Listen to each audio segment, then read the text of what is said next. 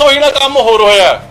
ਤੁਸੀਂ 75 ਸਾਲਾਂ ਦੀ ਹਿਸਟਰੀ ਚੱਕ ਕੇ ਦੇਖ ਲਓ, ਇਹ ਸ਼ਾਇਦ ਪਹਿਲੀ ਵਾਰੀ ਹੋ ਰਿਹਾ ਹੋਊਗਾ ਦੋਸਤੋ ਕਿ ਕੋਈ ਆਪੋਜੀਸ਼ਨ ਕਹਿ ਰਹੀ ਹੈ ਕਿ ਜੀ ਸੈਸ਼ਨ ਨਹੀਂ ਬੁਲਾਉਣਾ ਹੈਗਾ। ਹਮੇਸ਼ਾ ਆਪੋਜੀਸ਼ਨਾਂ ਕਹਿੰਦੀਆਂ ਸੀਗੀਆਂ ਕਿ ਸੈਸ਼ਨ ਬੁਲਾਓ, ਲੋਕਾਂ ਨੂੰ ਫੇਸ ਕਰੀਏ, ਪਰ ਨਾ, ਸਿਰਫ ਔਰ ਸਿਰਫ ਬੀਜੇਪੀ ਨੂੰ ਬਚਾਉਣ ਦਾ ਕੰਮ ਹੈ ਜਿਹੜਾ ਉਹ ਕਾਂਗਰਸ ਪਾਰਟੀ ਰਲ ਮਿਲ ਕੇ ਖੇਡ ਹੈ ਜਿਹੜੀ ਖੇਡ ਰਹੀ ਹੈ। ਮੈਂ ਤੁਹਾਨੂੰ ਦਿਖਾ ਰਿਹਾ ਸੀਗਾ ਕਿ ਆਰਟੀਕਲ 174 ਕਲੌਜ਼ 1 ਦੇ ਤਹਿਤ ਇਹ ਬੁਲਾਇਆ ਗਿਆ ਸੈਸ਼ਨ, ਜਿਹੜਾ ਇੱਕ ਦਿਨ ਦਾ ਬੁਲਾਇਆ ਗਿਆ ਸੀਗਾ। ਸਾਰੇ ਦੇ ਸਾਰੇ ਕਨਸਟੀਟਿਊਸ਼ਨ ਦੇ ਵਿੱਚ, ਸਾਰੀਆਂ ਰੂਲਸ ਬੁੱਕ ਦੇ ਵਿੱਚ ਕਿਤੇ ਪ੍ਰੋਵੀਜ਼ਨ ਨਹੀਂ ਹੈ ਕਿ ਗਵਰਨਰ ਸਾਹਿਬ ਆਪ ਮੁਹਾਰੇ ਉਹ ਇਹ ਸੈਸ਼ਨ ਨੂੰ ਰੱਦ ਕਰ ਸਕਣ ਜਾਂ ਕੈਂਸਲ ਕਰ ਸਕਣ। ਔਰ ਇਹੀ ਇਹਨਾਂ ਦੀਆਂ ਚਿੱਠੀਆਂ ਤੋਂ ਵੀ ਜਗਜ਼ਾਹਰ ਹੁੰਦਾ ਹੈ ਕਿ 3 ਵਿਅਕਤੀ ਵਿਸ਼ੇਸ਼ਾਂ ਦੇ, ਪ੍ਰਤਾਪ ਬਾਜਵਾ, ਸੁਖਪਾਲ ਖਹਿਰਾ ਔਰ ਅਸ਼ਵਨੀ ਸ਼ਰਮਾ ਦੇ ਕਹੇ ਦੇ ਉੱਪਰ ਇਹ ਸੈਸ਼ਨ ਹੈ ਜਿਹੜਾ ਵਿਡਰਾਅ ਕਰ ਲਿਆ ਗਿਆ ਹੈ। ਮੈਂ ਪੁੱਛਣਾ ਚਾਹੁੰਦਾ ਗਵਰਨਰ ਸਾਹਿਬ ਨੂੰ, ਮੈਂ ਪੁੱਛਣਾ ਚਾਹੁੰਦਾ ਕੇਂਦਰ ਸਰਕਾਰ ਨੂੰ ਕਿ ਹੁਣ 2 ਜਾਂ 3 ਵਿਅਕਤੀ ਵਿਸ਼ੇਸ਼ਾਂ ਦੇ ਕਹੇ ਦੇ ਉੱਪਰ ਸੈਸ਼ਨ ਬੁਲਾਏ ਤੇ ਰੱਦ ਕੀਤੇ ਜਾਇਆ ਕਰਨਗੇ। ਇਹ ਇੱਕ ਘਾਣ ਹੈ ਸਿੱਧੇ ਤੌਰ ਦੇ ਉੱਪਰ ਲੋਕਤੰਤਰ ਦਾ। ਔਰ ਕਮਾਲ ਦੀ ਗੱਲ ਆ, ਬੁਲਾਉਂਦੇ ਨੇ ਕਨਸਟੀਟਿਊਸ਼ਨ ਦੀਆਂ ਪ੍ਰੋਵੀਜ਼ਨਾਂ ਦੇ ਤਹਿਤ ਕਲੌਜ਼ 1 ਆਰਟੀਕਲ 174 ਤੇ ਵਿਡਰਾਅ ਕਰਦੇ ਨੇ ਕਿ ਜੀ ਕੋਈ ਪ੍ਰੋਵੀਜ਼ਨ ਨਹੀਂ ਹੈਗੀ ਕੌਨਫੀਡੈਂਸ ਮੋਸ਼ਨ ਸ਼ੋ ਕਰਨ ਦੀ। ਮੈਂ ਉਹਨਾਂ ਨੂੰ ਪੁੱਛਣਾ ਚਾਹੁੰਦਾ ਕਿ ਆਹ ਕਿਤਾਬਾਂ ਪਈਆਂ ਨੇ ਮੇਰੇ ਕੋਲੇ, ਕਨਸਟੀਟਿਊਸ਼ਨ ਪੜ੍ਹਿਆ ਹੋਇਆ ਸਾਰਾ, ਕਿਤੇ ਇਹ ਦਿਖਾ ਦੇਣਾ ਕਿ ਇਹ ਪ੍ਰੋਵੀਜ਼ਨ ਹੋਵੇ ਕਿ ਸਰਕਾਰ ਆਪਦਾ ਜਿਹੜੀ ਮੈਜੋਰਿਟੀ ਅਪਰੂਵ ਨਹੀਂ ਕਰ ਸਕਦੀ ਹੈਗੀ। ਡੀ ਬਾਰ ਕਿੱਥੇ ਕੀਤਾ ਗਿਆ ਹੈ, ਰੋਕ ਕਿੱਥੇ ਲਾਈ ਗਈ ਹੈ ਕਿਸੇ ਵੀ ਸਰਕਾਰ ਨੂੰ ਆਪਦੀ ਮੈਜੋਰਿਟੀ ਪ੍ਰੂਵ ਕਰਨ ਦੇ ਵਿੱਚ, ਇਹ ਇੱਕ ਵਾਰ ਦਿਖਾ ਦੇਣਾ, ਅਸੀਂ ਜਵਾਬ ਦੇਵਾਂਗੇ ਇਹਨਾਂ ਨੂੰ। ਪਰ ਨਾ, ਸਿਰਫ ਔਰ ਸਿਰਫ। ਔਰ ਸੈਕੰਡਲੀ, ਜਦੋਂ ਇਹ ਕਨਵੀਨ ਕੀਤਾ ਜਾਂਦਾ ਸਾਥੀਓ ਸੈਸ਼ਨ ਕੋਈ, ਤੇ ਉਦੋਂ on the advice of council of ministers ਕੀਤਾ ਜਾਂਦਾ ਹੈ, ਯਾਨੀ ਕਿ ਸਰਕਾਰ ਦੀ ਸਲਾਹ ਤੋਂ ਬਾਅਦ ਉਹ ਸੈਸ਼ਨ ਕਨਵੀਨ ਕੀਤਾ ਜਾਂਦਾ ਹੈ। ਤੇ ਇੱਥੇ ਸਰਕਾਰ ਦੀ ਸਲਾਹ ਇਹਨਾਂ ਨੇ ਵਿਡਰਾਅ ਕਰਨ ਲੱਗੇ ਜ਼ਰੂਰੀ ਨਹੀਂ ਸਮਝੀ ਹੈਗੀ, ਯਾਨੀ ਕਿ 92 ਚੁਣੇ ਹੋਏ ਬੰਦੇ ਲਿਖ ਕੇ ਦੇਣਾ ਕਿ ਸੈਸ਼ਨ ਕਨਵੀਨ ਕਰੋ, ਤੇ 3 ਜਣੇ ਲਿਖ ਕੇ ਦੇਣਾ ਕਿ ਸੈਸ਼ਨ ਵਿਡਰਾਅ ਕਰੋ, ਤੇ 3 ਜਣਿਆਂ ਦੀ ਮੰਨ ਲਈ ਜਾਂਦੀ ਹੈ। ਮੈਂ ਸਮਝਦਾ ਕਿ ਇਸ ਆਪਰੇਸ਼ਨ ਲੋਟਸ ਦੇ ਤਹਿਤ ਅੱਜ ਮੈਨੂੰ ਤਾਂ ਇਹ ਮਹਿਸੂਸ ਹੁੰਦਾ ਕਿ ਬੀਜੇਪੀ ਕਾਂਗਰਸ ਦੇ ਨਾਲ ਨਾਲ ਐਸਟੀਮਡ ਆਫਿਸ ਆਫ ਗਵਰਨਰ ਵੀ ਕਿਤੇ ਨਾ ਕਿਤੇ ਉਹਨਾਂ ਦੀ ਸ਼ਹਿ ਦੇ ਉੱਪਰ ਕੰਮ ਕਰ ਰਿਹਾ ਹੈ। ਮੈਂ ਹੋਰ ਮੇਰੇ ਕੋਲ ਬਹੁਤ ਸਾਰੇ ਡਾਕੂਮੈਂਟ ਨੇ ਜਿਹੜੇ ਮੈਂ ਅੱਜ ਤੁਹਾਡੇ ਸਾਹਮਣੇ ਨਸ਼ਰ ਕਰਨਾ ਚਾਹੂੰਗਾ। ਇਸ ਤੋਂ ਇਲਾਵਾ ਇਹ ਕਹਿੰਦੇ ਨੇ ਕਿ ਜੀ 3 ਬੰਦਿਆਂ ਦੇ ਕਹੇ ਦੇ ਉੱਪਰ ਅਸੀਂ ਇਹ ਲਿਖਿਆ ਇਹਨਾਂ ਨੇ ਕਿ there is no specific provision to prove maturity, ਇਹ ਲਿਖਿਆ ਇਹਨਾਂ ਨੇ। ਮੈਂ ਇਹਨਾਂ ਨੂੰ ਪੁੱਛਣਾ ਚਾਹੁੰਦਾ ਕਿ ਆ ਮੇਰੇ ਕੋਲ ਡਾਕੂਮੈਂਟ ਨੇ ਸਾਥੀਓ, ਜਿਹੜੇ ਕਿ ਦੇਸ਼ ਦੀ ਪਾਰਲੀਮੈਂਟ ਕਿਸ ਤਰੀਕੇ ਨਾਲ ਫੰਕਸ਼ਨ ਕਰਦੀ ਹੈ ਉਹਦੇ ਸੰਬੰਧ ਵਿੱਚ ਡਾਕੂਮੈਂਟ ਨੇ ਮੇਰੇ ਕੋਲੇ। ਇਹਦੇ ਵਿੱਚ ਸਪਸ਼ਟ ਤੌਰ ਤੇ ਲਿਖਿਆ ਹੋਇਆ, ਹੈਡਿੰਗ ਹੈਗੀ ਮੋਸ਼ਨ ਆਫ ਕੌਨਫੀਡੈਂਸ, ਜੋ ਅਸੀਂ ਕੱਲ ਨੂੰ ਮੂਵ ਕਰਨ ਲੱਗੇ ਸੀਗੇ, ਤੇ ਇਹਦੇ ਵਿੱਚ ਸਪਸ਼ਟ ਲਿਖਿਆ ਗਿਆ ਕਿ ਮੋਸ਼ਨ ਆਫ ਕੌਨਫੀਡੈਂਸ ਹੈ ਜਿਹੜਾ ਉਹ ਕਿਸੇ ਵੀ ਸਮੇਂ ਜਦੋਂ ਲੋਕਤੰਤਰ ਖਤਰੇ ਦੇ ਵਿੱਚ ਹੋਵੇ, ਲੋਕਾਂ ਦੇ ਇੰਟਰਸਟ ਦੀ ਗੱਲ ਹੋਵੇ, ਉਦੋਂ ਚੁਣੀ ਹੋਈ ਸਰਕਾਰ ਮੂਵ ਕਰ ਸਕਦੀ ਹੈ। ਔਰ ਇਹਦੇ 'ਚ ਇਹ ਵੀ ਲਿਖਿਆ ਗਿਆ ਹੈ ਕਿ the confidence motion gets priority over the no confidence motion, ਯਾਨੀ ਕਿ ਜੇ ਇੱਕ ਦਿਨ ਦੇ ਵਿੱਚ ਕੌਨਫੀਡੈਂਸ ਮੋਸ਼ਨ ਵੀ ਆਵੇ ਵਿਧਾਨ ਸਭਾ ਦੇ ਵਿੱਚ ਤੇ ਨੋ ਕੌਨਫੀਡੈਂਸ ਮੋਸ਼ਨ ਵੀ ਆਵੇ, ਤੇ ਉਸ ਦਿਨ ਪ੍ਰਾਇੋਰਟੀ ਹੈ ਜਿਹੜੀ ਸਾਥੀਓ ਉਹ ਕੌਨਫੀਡੈਂਸ ਮੋਸ਼ਨ ਨੂੰ ਮਿਲਦੀ ਹੈ। ਤੇ ਇਹਨਾਂ ਨੇ ਲੋਕਤੰਤਰ ਦਾ ਮਜ਼ਾਕ ਬਣਾ ਕੇ ਰੱਖ ਦਿੱਤਾ।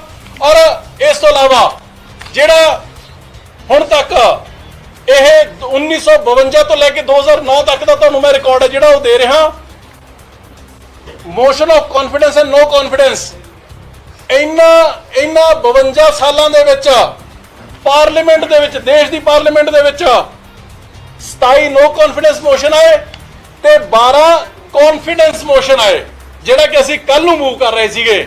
2009 ਤੋਂ ਬਾਅਦ ਜਦੋਂ ਦੀ ਇਹ ਸਰਕਾਰ ਬਣੀ ਹੈ ਬੀਜੇਪੀ ਦੀ, ਉਦੋਂ ਦੇ ਕਿੰਨੇ ਕੁ ਆ ਚੁੱਕੇ ਉਹ ਤੁਹਾਡੇ ਸਾਰੇ ਸਾਹਮਣੇ, ਕਿਉਂਕਿ ਹਰ ਰੋਜ਼ ਇਹ ਹਰ ਸਟੇਟ ਦੇ ਵਿੱਚ ਜਾ ਕੇ ਇਹ ਐਮਐਲਏ ਦੀ ਖਰੀਦ ਫਰੋਖਤ ਦੀ ਮੰਡੀ ਲਾਉਂਦੇ ਨੇ। ਉੱਥੇ ਸਮੇਂ-ਸਮੇਂ ਦੀਆਂ ਸਰਕਾਰਾਂ ਨੇ ਜਿਹੜੀਆਂ ਉਹ ਆਪਦੇ ਆਪ ਨੂੰ ਬਚਾਉਣ ਦੇ ਵਿੱਚ, ਲੋਕਾਂ ਦੇ ਮੈਂਡੇਟ ਨੂੰ ਬਚਾਉਣ ਦੇ ਵਿੱਚ, ਲੋਕਤੰਤਰ ਨੂੰ ਬਚਾਉਣ ਦੇ ਵਿੱਚ ਉਹ ਕੌਨਫੀਡੈਂਸ ਮੋਸ਼ਨ ਲੈ ਕੇ ਆਉਂਦੀਆਂ ਰਹੀਆਂ ਨੇ।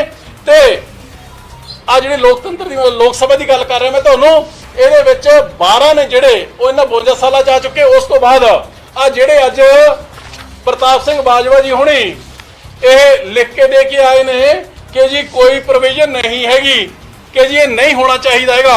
मैं इन्हों याद कराना चाहना कि ठीक है, अज तुसीं आपदी Z+ सिक्योरिटी दे लई तुसीं अमित शाह होना दे इशारे दे या बीजेपी के इशारे के उपर तुसीं उन्हां दी बी टीम बन के काम कर रहे हो।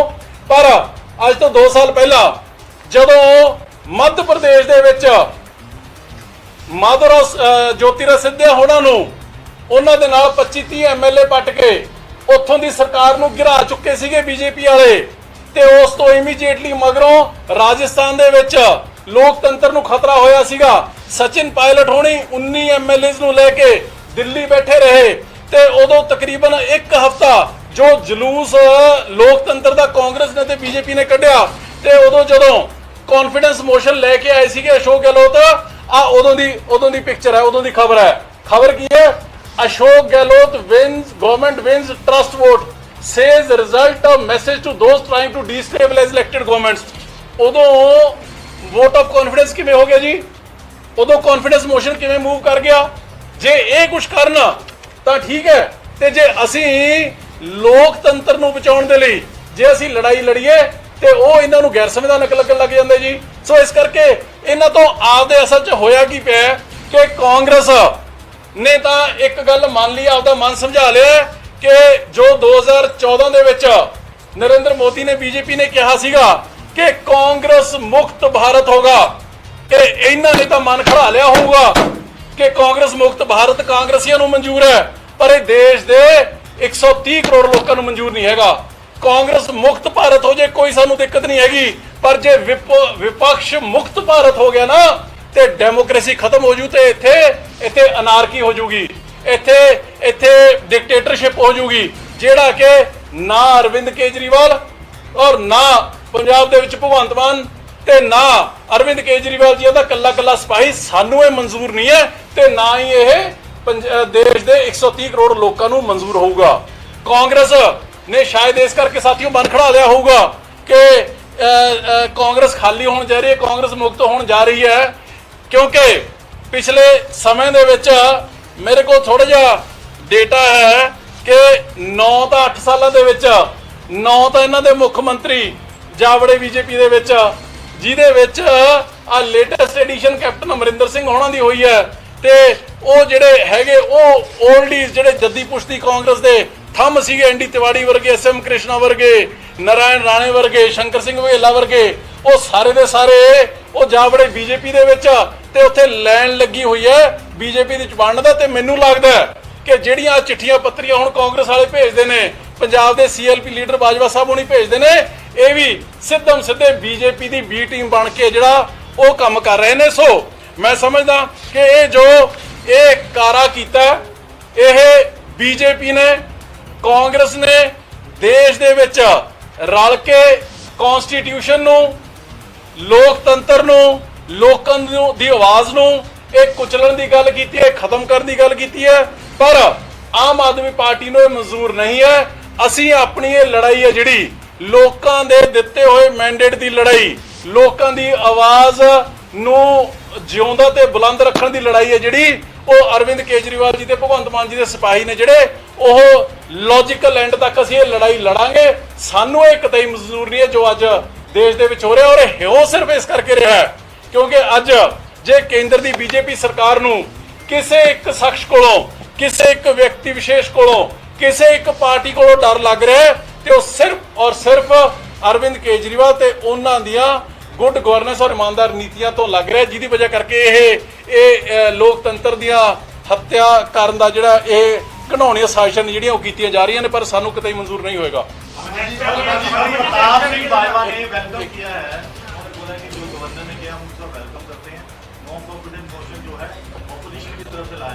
पर सुखबीर बादल कह रहे हैं कि ये आम आदमी पार्टी की सरकार अपने जो काम है, जो अभी भगवंत मान के साथ लेटेस्ट हुआ है, उन सबको छुपाने के लिए ये एक चाल है। नहीं,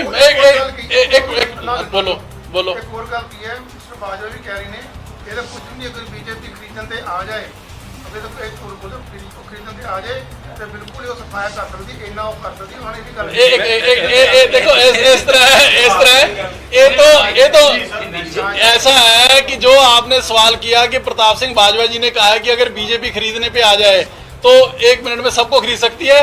वो इस करके कह रहे हैं क्योंकि उनको पता है कि वो और उनके साथी बिकते हैं, बिकते आए और बिकने के लिए हमेशा तैयार बैठे रहते हैं। उनको अपनी कीमत का भी पता है और उनको बीजेपी की खरीदने की शक्ति का भी पता है, इस करके वो कह रहे हैं। जेडी एक सेकंड तो सवाल जो मैं उसी बात पे आ रहा हूं जी। उन्होंने वेलकम किया जब चिट्ठी वो लिखते हैं कि ये प्रताप सिंह बाजवा और सुखपाल खैरा और अश्विनी शर्मा की इकट्ठे लिखी हुई चिट्ठी है, तीनों की, 2 डिफरेंट पार्टीज आपस में है, वो देश में एक ऑपोजिशन में एक रूलिंग में है, और यहाँ पे उनके लीडर जो है इकट्ठे चिट्ठी लिखते हैं गवर्नर को ताकि आम आदमी पार्टी को रोका जा सके। एक सेकेंड मैंने बोलता लेना, स्वाद जिन्हें मर्जी ले लो, 1 मिनट कहा था मैं वही आपको कह रहा हूं कि वो तो स्वागत करेंगे ही, क्योंकि उनके कहने के ऊपर लोकतंत्र की हत्या की है गवर्नर ने। वो उनको जग जाहिर हमने कल को कर देना था कि किस तरीके से बीजेपी और कांग्रेस रले हुए हैं, आपस में मिले हुए, इस करके हमने कल उनको एक्सपोज करना था। इस करके वो तो कैंसलेशन को वेलकम करेंगे 1 by 1।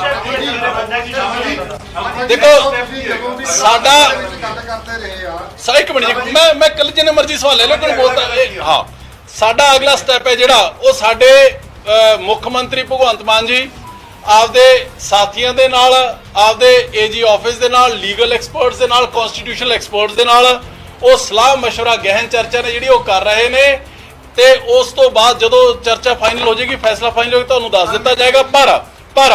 ਪਰ ਇਹ ਸਾਨੂੰ ਕਤਈ ਮਨਜ਼ੂਰ ਨਹੀਂ ਹੈ ਕਿ 2 ਜਾਂ 3 ਬੰਦੇ ਰਲ ਕੇ ਗੰਢ ਸਾਡੇ ਕਰਨ ਤੇ ਲੋਕਤੰਤਰ ਦਾ ਘਾਣ ਕਰਨ। ਸਾਨੂੰ ਮਨਜ਼ੂਰ, ਅਸੀਂ ਇਸ ਲੜਾਈ ਨੂੰ ਲੌਜੀਕਲ ਐਂਡ ਤੱਕ ਲੈ ਕੇ ਜਾਵਾਂਗੇ। बीजेपी कह रही है कि कल मुख्यमंत्री का घर का घेराव किया जाएगा। अरे यार एक करके कर लो, जिस मर्जी कर लो। बीजेपी कह रही है कि कल मुख्यमंत्री के घर का घेराव किया जाएगा।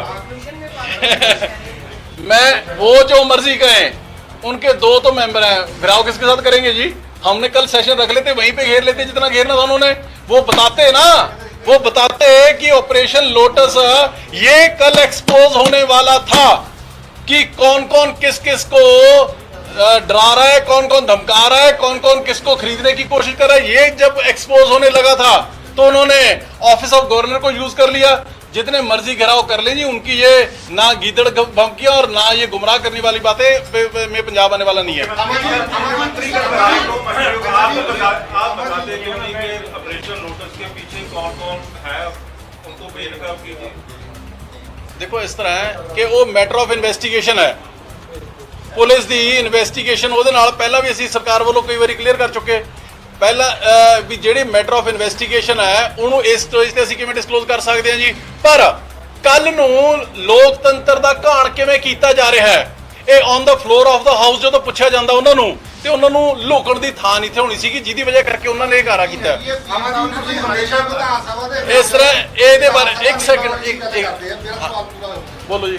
ਤੁਸੀਂ ਹਮੇਸ਼ਾ ਜਦੋਂ 5 ਸਾਲ ਆਪੋਜੀਸ਼ਨ 'ਚ ਰਹੇ, ਤੁਸੀਂ ਜਦੋਂ ਵੀ ਉੱਥੇ ਸਪੀਕਰ ਰੂਲਾਂ ਦੇ ਵਿਰੁੱਧ ਗਏ ਆ, ਤੁਸੀਂ ਹਮੇਸ਼ਾ ਪੰਜਾਬ ਵਿਧਾਨ ਸਭਾ ਦੀ ਜਿਹੜੀ ਨਿਯਮਾਵਲੀ ਆ ਉਹਨੂੰ ਦਿਖਾ ਕੇ ਕੋਡ ਕਰਕੇ ਆਪਣੀ ਗੱਲ ਰੱਖਦੇ ਰਹੇ ਆ। ਇਸ ਨਿਯਮਾਵਲੀ ਦੇ ਵਿੱਚ ਕਿਹੜਾ ਰੂਲ ਆ ਜਿਹਦੇ ਤਹਿਤ ਜਿਹੜੀ ਸਰਕਾਰ ਆ ਉਹ ਆਪਣਾ ਕੌਨਫੀਡੈਂਸ ਲੈ ਕੇ ਆ ਸਕਦੀ ਆ, ਉਹ ਦੱਸੋ ਕਿਹੜਾ ਰੂਲ ਆ। ਮੇਰਾ ਤੁਹਾਨੂੰ ਸਵਾਲ ਹੈ ਕਿ ਇਹਨਾਂ ਰੂਲਾਂ ਦੇ ਵਿੱਚ ਮੈਨੂੰ ਇੱਕ ਰੂਲ ਦਿਖਾ ਦਿਓ ਜਿੱਥੇ ਲਿਖਿਆ ਹੋਵੇ ਕਿ ਸਰਕਾਰ ਆਪਦਾ ਕੌਨਫੀਡੈਂਸ ਮੋਸ਼ਨ ਪ੍ਰੂਵ ਕਰਨ ਦੇ ਲਈ ਇੱਕ ਮੈਂ ਲੈ ਕੇ ਆਇਆ, ਮੇਰੇ ਕੋਲ ਕਨਸਟੀਟਿਊਸ਼ਨ ਵੀ ਪਿਆ, ਮੇਰੇ ਕੋਲ ਸੰਵਿਧਾਨ ਦੀ ਬੁੱਕ ਵੀ ਪਈ ਹੈ ਗੱਡੀ ਦੇ ਵਿੱਚ। ਮਰਿਆਦਾਵਾਂ ਦੇ ਨਾਲ, ਉਹ ਪਰੰਪਰਾਵਾਂ ਦੇ ਨਾਲ, ਉਹ ਕਨਵੈਨਸ਼ਨਸ ਦੇ ਨਾਲ ਚੱਲਦੀ ਹੁੰਦੀਆਂ ਨੇ।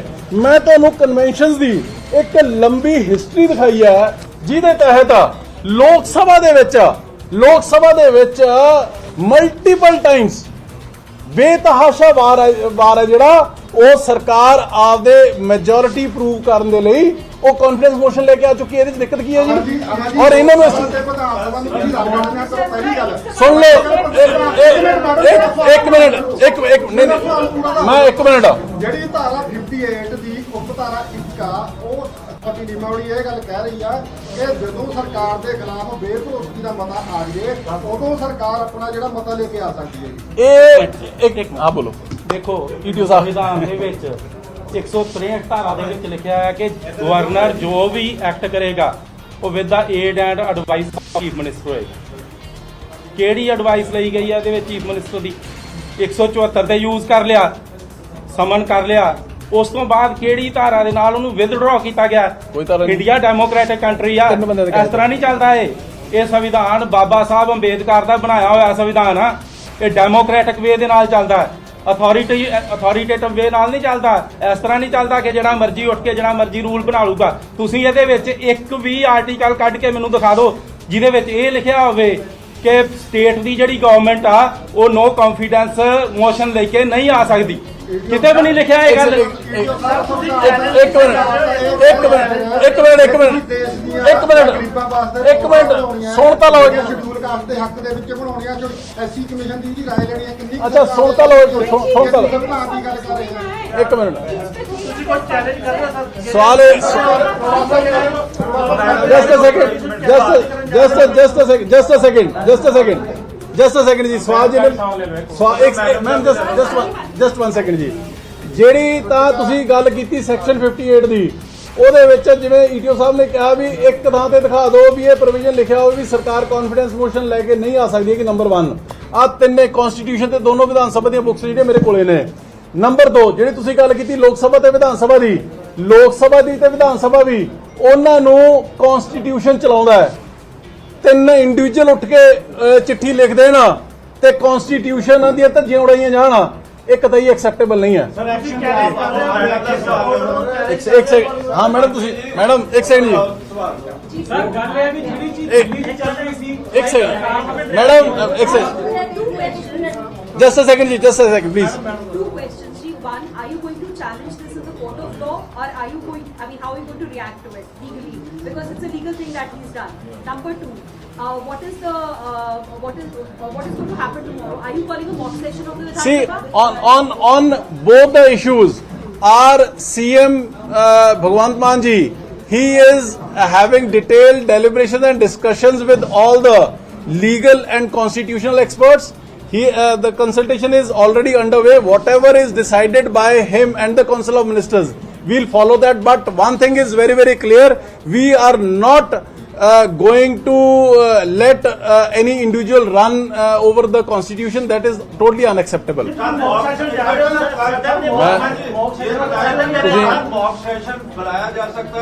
ਤੁਸੀਂ ਇਸ ਤਰ੍ਹਾਂ ਮੈਡਮ ਦਾ ਜਿਹੜਾ ਦੂਜਾ ਸਵਾਲ ਸੀ ਉਹ ਮੌਕ ਸੈਸ਼ਨ ਦੀ ਸੀਗਾ ਤੇ ਮੈਂ ਉਹਦਾ ਵੀ ਜਵਾਬ ਦੇ ਦਿੱਤਾ। ਮੈਂ ਦੁਬਾਰਾ ਮੈਂ ਭਾਈ ਜਨ ਕਮਾਲ ਕਰਦੇ ਹੋ ਸੀ। ਮੈਂ ਜੋ ਤੁਹਾਨੂੰ ਸਪਸ਼ਟ ਕਹੀ ਜਾਣਾ, ਸੁਣ ਤਾਂ ਲਓ ਇੱਕ ਮਿੰਟ। ਜਿਹੜੀ ਮੀਟਿੰਗ ਬੁਲਾਉਣ ਦਾ ਪ੍ਰੈਰੋਗੇਟਿਵ ਹੈ ਉਹ ਹੈਗਾ ਮੁੱਖ ਮੰਤਰੀ ਦਾ। ਮੈਂ ਤੁਹਾਨੂੰ ਕਹਿ ਰਿਹਾ ਕਿ ਮੁੱਖ ਮੰਤਰੀ ਸਾਹਿਬ ਸਾਰੇ ਲੀਗਲ ਤੇ ਕਨਸਟੀਟਿਊਸ਼ਨਲ ਐਕਸਪਰਟਸ ਦੇ ਨਾਲ ਰਾਏ ਵਟਾਂਦਰਾ ਜਿਹੜਾ ਉਹ ਕਰ ਰਹੇ ਨੇ। ਜਦੋਂ ਕੁਝ ਫਾਈਨਲ ਹੋ ਜਾਊਗਾ ਅਸੀਂ ਤੁਹਾਨੂੰ ਕਨਵੇ ਕਰ ਦਾਂਗੇ। ਸੋ ਇੰਨੀ ਕਾਹਲ ਨਾ ਕਰੋ ਮੌਕ ਸੈਕਸ਼ਨ ਜੀ ਤੇ ਪਾਰਟੀ ਲੈਵਲ ਤੇ ਚੀਜ਼ ਡਿਸਾਈਡ ਹੋ ਸਕਦੀ ਹੈ। ਸੈਸ਼ਨ ਪਾਰਟੀ ਨੇ ਬੁਲਾਇਆ ਸਰਕਾਰ ਨੇ ਬੁਲਾਇਆ? ਸੈਸ਼ਨ ਤਾਂ ਸਰਕਾਰ ਨੇ ਉਹ ਰੱਦ ਹੋ ਚੁੱਕਾ, ਪਰ ਜਿਹੜੀ ਪੀਸੀਏ ਪਾਰਟੀ ਕਰ ਰਹੀ ਹੈ ਜਾਂ ਸਰਕਾਰ ਕਰ ਰਹੀ ਹੈ? ਇਹ ਸਰਕਾਰ ਦੇ 2 ਮਿਨਿਸਟਰ ਤੇ ਪਾਰਟੀ ਦੇ 2 ਐਮਐਲਏ ਜਿਹੜੇ ਉਹ ਕਰ ਰਹੇ ਨੇ। ਇੱਕ ਕਾਮਨ ਸਾਡੀ ਆਮ ਆਦਮੀ ਪਾਰਟੀ ਦੀ ਸਰਕਾਰ ਦੀ ਨਹੀਂ। ਯਾਰ ਕਮਾਲ ਕਰੇ ਤੁਹਾਨੂੰ ਰੋਹਿਤ ਕੁਮਾਰ ਬੱਚਿਆਂ ਦੀ ਗੱਲ ਕਰਦੇ ਹੋ ਯਾਰ। ਸਵਾਲ ਹੈ ਕੋਈ ਪੱਤਰਕਾਰਾਂ ਦੇ ਕਰਨ ਵਾਲਾ? ਮੈਨੂੰ ਇਹ ਦੱਸ। ਇੱਕ ਮਿੰਟ ਕਿਹਦਾ ਸਰਕਾਰ ਕਿਹਦੀ ਹੈ? ਆਮ ਆਦਮੀ ਪਾਰਟੀ ਦੀ। ਸੰਵਿਧਾਨ ਚੋਣ ਦੀ ਜ਼ਿੰਮੇਵਾਰੀ ਕਿਹਦੀ ਹੈ? ਪੰਜਾਬ ਸਰਕਾਰ ਦੀ, lead bye Aam Aadmi party. ਇਹ ਤੁਸੀਂ ਕੀ ਯਾਰ ਸਵਾਲ ਤਾਂ ਥੋੜੇ ਬੈਟਰ ਕਰਿਆ ਕਰੋ। ਸਹੀ ਹੈ ਸਰ, ਬੋਲੋ ਜੀ। ਸਵਾਲ ਤਾਂ ਸਹੀ ਹੈ, ਸਵਾਲ ਉਹ ਜਿੱਥੇ ਮਰਜ਼ੀ ਪਹੁੰਚ ਜਾਏ ਕੋਈ ਦਿੱਕਤ ਨਹੀਂ। Have there been past examples जहाँ पे confidence motion पंजाब में आया है?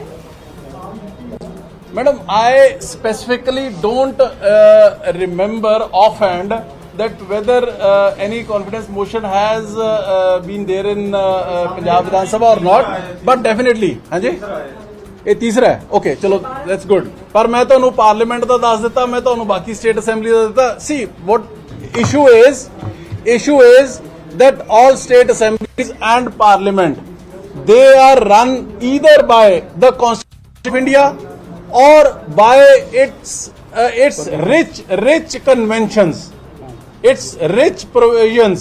So I don't know that how come they just acted on the advice of 3 people. ਸਰਕਾਰ ਸਰ ਉਹਨਾਂ ਨੇ ਕਿਹਾ ਹੈ ਗਵਰਨਰ ਜੀ ਕਿ ਉਹਨੇ ਐਡੀਸ਼ਨਲ ਸੋਲਿਸਿਟਰ ਜਨਰਲ ਦੀ ਰਾਏ ਲੱਤੀ ਹੈ ਉਸ ਤੇ ਬਾਰੇ ਥੋੜਾ ਸੋਲਿਸਿਟਰ ਜਨਰਲ ਕੌਣ ਨੇ ਜੀ? ਸਤਿਆਪਾਲ ਜੈਨ। ਮੈਂ ਕਹਿੰਦਾ ਯਾਰ ਕਮਾਲ ਕਰੀ ਜਾਂਦੇ ਹੋ ਤੁਸੀਂ, ਐ ਕਿਉਂ ਜੋ ਮਰਜ਼ੀ ਦਾ ਕੀ ਮਤਲਬ ਬਣਦਾ ਹੈ? ਮੈਂ ਸਾਰਾ ਉਹ ਯਾਰ ਲੀਗਲ ਰਾਏ ਕਿਹਦੀ ਹੈ? ਸਤਿਆਪਾਲ ਜੈਨ ਦੀ। ਉਹ ਕੌਣ ਨੇ? ਮੈਂ ਕਹਿੰਦਾ ਸੁਣ ਲਓ, ਜਦੋਂ ਇੱਕ ਪਾਸੇ ਜਦੋਂ ਉਹ I am sorry to say but ਇੱਕ ਪਾਸੇ ਜਦੋਂ ਬੀਜੇਪੀ ਕੇਂਦਰ ਸਰਕਾਰ ਆ ਔਰ ਕਾਂਗਰਸ ਦੇ ਨਾਲ ਰਲ ਕੇ ਜੇ ਉਹ ਆਫਿਸ ਗਵਰਨਰ ਦਾ ਘਾਣ ਕਰ ਸਕਦੇ ਨੇ, ਉਹਨੂੰ ਮਿਸਯੂਜ਼ ਕਰ ਸਕਦੇ ਨੇ, ਤੇ ਉਹ ਆਪਦੇ ਹੀ ਬੀਜੇਪੀ ਦੇ ਇੱਕ senior leader ex MP Satyapal Jain ਜਿਹੜੇ ਕਿ ਐਡੀਸ਼ਨਲ ਸੋਲਿਸਿਟਰ ਜਨਰਲ ਵੀ ਨੇ, ਉਹਨਾਂ ਤੋਂ ਆਪਦੀ ਮਰਜ਼ੀ ਨਾਲ ਰਾਏ ਨਹੀਂ ਲੈ ਸਕਦੇ ਹੈਗੇ। ਇਹ ਸਾਰਾ ਘਾਹ ਮਾਲ ਜਿਹੜਾ ਜੀ, ਇਹ ਇਕੱਠਾ ਹੀ ਹੈ ਸਿਰਫ ਔਰ ਸਿਰਫ ਆਮ ਆਦਮੀ ਪਾਰਟੀ ਨੂੰ ਰੋਕਣ ਦੇ ਲਈ ਤੇ ਦੇਸ਼ ਦੇ ਵਿੱਚੋਂ ਲੋਕਤੰਤਰ ਨੂੰ ਖਤਮ ਕਰਨ ਦੇ ਲਈ।